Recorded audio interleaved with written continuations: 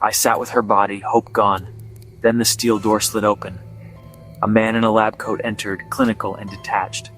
"Subject 4B shows extreme distress," he recorded. The new spider bite variable was effective. 2 more entered, wheeling Alara's body away. "We'll have her reset for you in a few hours. You can try again tomorrow." I followed, dazed, onto a soundstage, bus stop, fairground, library. All sets. "What is this?" I asked.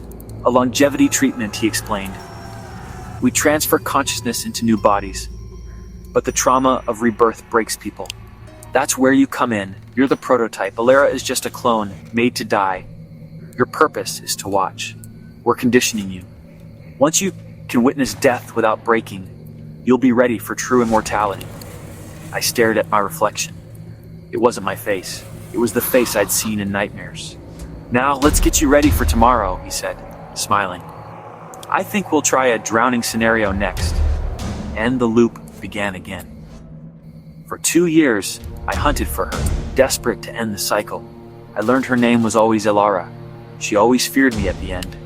I found a ritual, a way to break the loop by creating a controlled, safe space.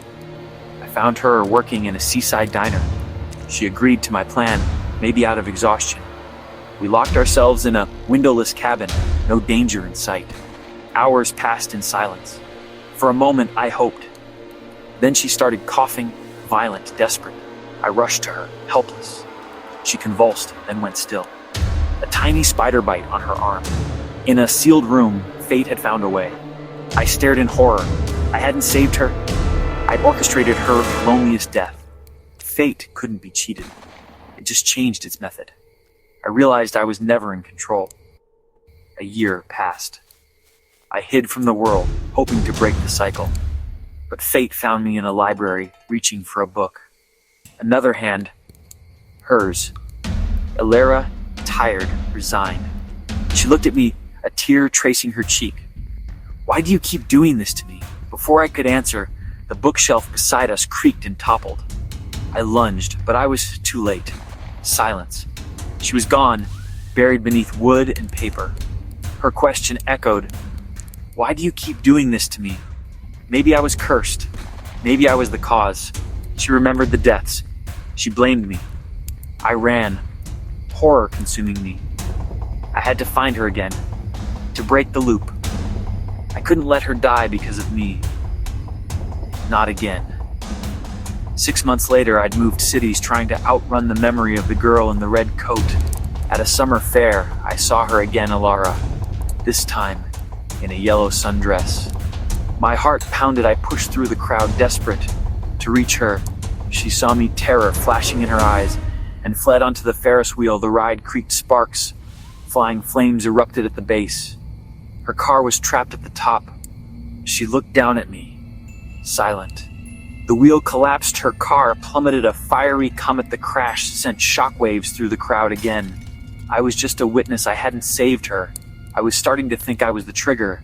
The universe kept making me watch. I couldn't escape the feeling that I was part of this, and I was terrified of what would come next.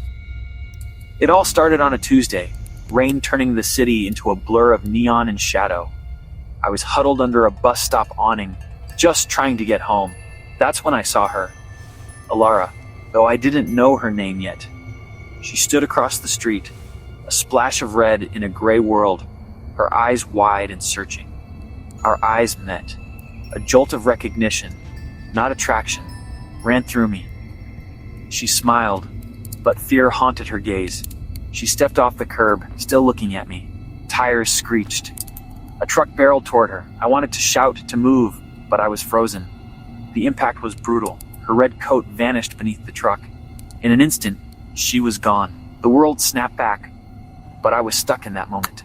I didn't know her, but the loss felt personal, as if a piece of me had been torn away. I knew, with a certainty that chilled me, this was not the end.